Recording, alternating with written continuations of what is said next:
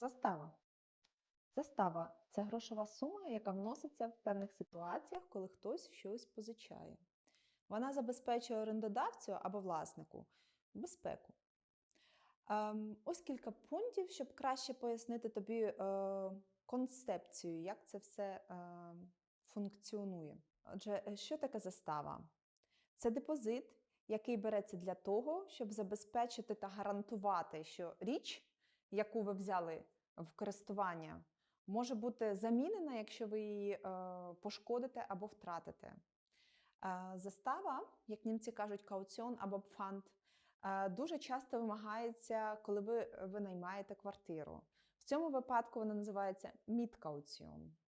У законодавстві про оренду житла зазвичай орендодавець вимагає депозит. Цей депозит може становити до 3 місяців орендної плати за житло.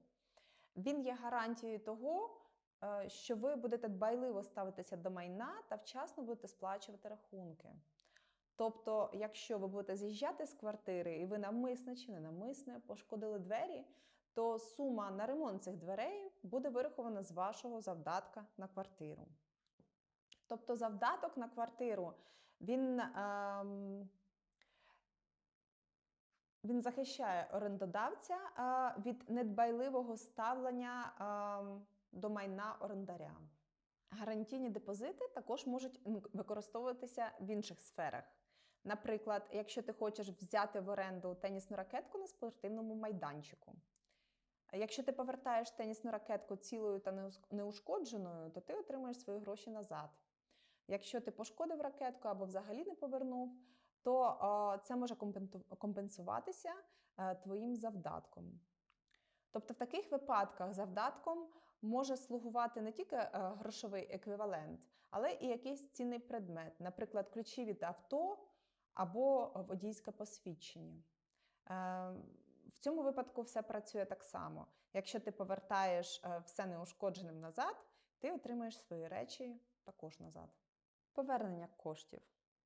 Після закінчення договору оренди орендар має право отримати свій завдаток назад. Звичайно, якщо він не наніс ніякого ущерба майну, та в нього не було просрочених платежів.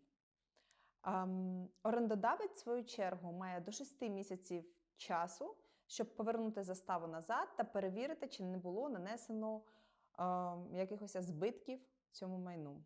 Наступний пункт – правова основа. У Німеччині положення про заставу вказані у Цивільному кодексі Німеччини. Це свідчить про те, що застава є формою захисту як для орендаря, так і для орендодавця. І що це є загально прийнята практика в Німеччині. Коли центр зайнятості вносить за вас заставу і як відбувається процедура її повернення. Центр зайнятості може внести за вас заставу, якщо ви можете довести, що ви не можете виплатити цю заставу з власних коштів. Це є така звана безвідсоткова позика, яку ви повинні повертати щомісяця. Якщо ви більше не будете отримувати підтримку від джоб-центра, наприклад, якщо ви знайшли роботу, то вам потрібно буде повернути суму, яка лишилася.